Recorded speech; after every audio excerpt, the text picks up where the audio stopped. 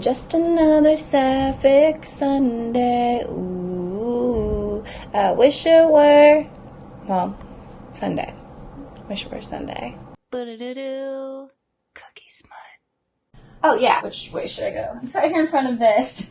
I'm upcycling a bar. It's going to be like Chinese themed. That'll be coming in a later video. You should check it out. But I'm here because my camera is already here and my light is already here. So now we're here. Okay, so I saw this TikTok recently and it cut directly to my soul.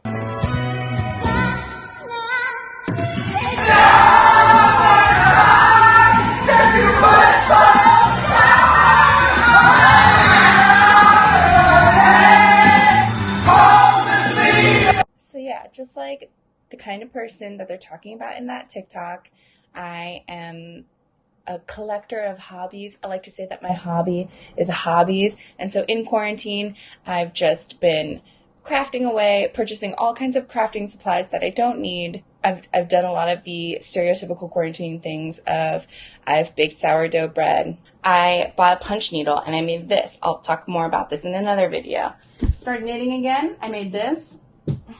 So unlike that TikTok person, I'm not actually going to get a tattoo gun because I'm explicitly forbidden from purchasing a tattoo gun, because if I got one, I would be immediately covered. Like many other people in the past year, I have grown increasingly interested in, perhaps obsessed with, rug tufting. The very first time that I saw a rug tufting gun, I saw it and I saw that it's roughly $300 and I was employed at the time and I was like, ooh, I should get that. Oh, but I'm already too much of that person. I hoard crafting things and tools and materials and I was like, I don't need another craft, especially one that is so big, takes up so much space, has a literal machine associated with it. And so I didn't get it. And I majorly regret that decision because 6 months later, I still wanted one and I finally did buy one, but then they were completely sold out and on back order. So I purchased it, I think, in December. And as like my business did decently well over the Christmas time. And I was like, okay, I'm going to buy the business a little Christmas present of this rug tufting gun. And it is February 2nd, and I still haven't received it, and it should come in like 2 weeks. I'm really excited. But yeah, I really should have just bought it when I first wanted it, which is not to say that everyone should buy everything the first moment that they want it. Just for me, it happened to work out that way. I haven't stopped thinking about rug tufting. I haven't stopped consuming media about rug tufting. And one of my favorite YouTube channels and Instagram accounts about rug tufting is AJ Makes / Magic Carpets. I love her work. She did a Katya rug, and I'm obsessed with Katya because I'm so impatient for mine to come and so fixated on rug tufting. I saw her drop her first set of rugs that she put up for sale. And of course they sold out before I could possibly even get one. And so I asked her, I was like, hey, can I make a cookie based off of one of your rugs? And she said, yes, that's totally fine. And so that's what I did. All of this talk about rug tufting is to say that I did not make a rug. I made a cookie of a rug because I'm waiting for my rug tufting gun. That's what happened. Okay, cool. So hot. So after baking my cookie to the proportions of one of AJ's rugs, I take a microplane and I file down the sides of my cookie so I get a super, super squared up, super tight, nice looking rectangle. Then I mix up all of my icing colors. Unfortunately, the blue food coloring powder that I use kind of gets everywhere, so my hands are super blue throughout this whole video. Sorry about that.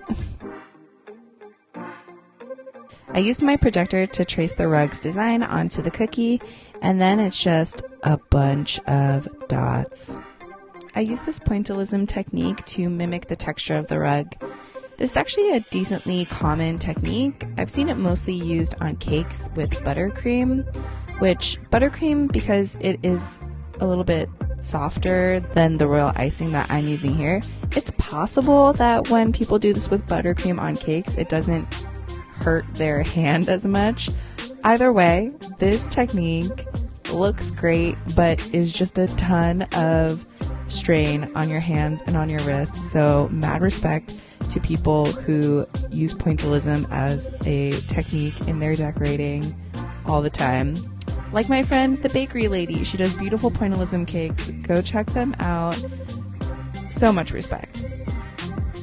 Okay, so I want to talk a little bit about why I chose this rug. So you can see all of the rugs in this first drop from AJ/Magic Carpets, either on her YouTube channel, AJ Makes, or at her website, magiccarpets.co, where she sells them. In her first drop on her site, all of the rugs in this same font have words related to the LGBT community, so femme, butch, queer, NB, trans, etc. And honestly, I chose this one called Sapphic Sweetheart, kind of more based off of the design. I love the clouds, and then this one is the only one that also had the stars. But I also think it's great to use the word sapphic. I don't think that word is used enough. And I actually struggle with what word I like to use to describe myself. You know, between queer or bisexual, I feel like people get contentious about some of those words. And I kind of like sidestepping the issue, kind of, and maybe choosing semi-sapphic. I don't know. I think it's just a fun, playful word. And, you know, I really don't mean to minimize words or identity for anybody else, but for me, the words actually are the hardest part. You know, I know who I am, I know what my sexual orientation is, and I'm very comfortable with that, but I actually find the terms and people wanting to put terms and labels on everything to be a little bit pigeonholy. Me perhaps actually adopting something like slightly sapphic, which is a little bit more lighthearted and kind of sidestepping traditional terms and words for identity, is actually kind of freeing for me. So I don't know, that's kind of where I am with all of that right now. But yeah, I certainly don't mean to say that I don't respect anybody else's words or identity or anything like that. Anywho, I'm going to shut up now and just let the dots keep happening.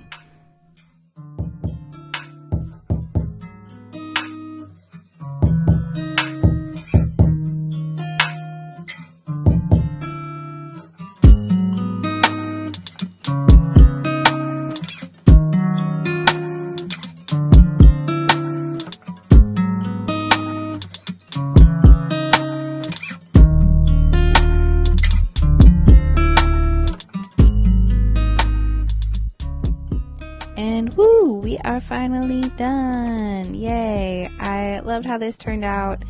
Most of this cookie looking good is due to the original design.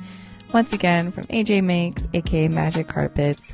Very much want to send a huge thank you to AJ for letting me straight up just copy her design.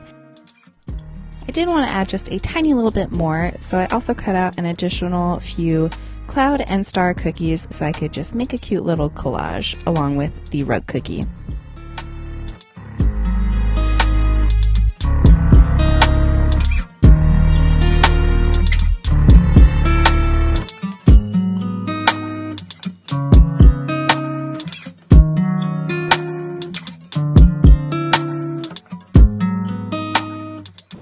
And this is the finished cookie. I kind of wanted to show you the scale of it, so I guess here's my head for scale. But yeah, this one is pretty big boy, or big girl, I should say. Yeah, and I think it turned out so cute, mostly because it was based off of something already really cute. I'll put up a side by side of this versus the rug somewhere now-ish, presumably. Yeah. It's making me still so excited for my rug tufting gun. And then here is one of the star cookies, close up, I guess, to give you a sense of scale of that. These are so little. This is probably one of the skinnier cookies I've ever made. And I somehow didn't burn it, so that's truly a miracle. So yeah, this cookie was a lovely little project to distract me from the fact that my rug tufting gun still isn't here. I can't wait to get it. I have a couple of designs already raring to go. But so stay tuned. If you want to see what's going to happen with it. Wait, I keep going wrong. I don't know what way to go. If you want to see what's happening with this, or more about this, or about when my rug tufting gun gets here, subscribe and all that. And I will still be doing cookies, etc. So yeah. Until next time. Hey friends, thanks for watching. Do all the things. And see you next time.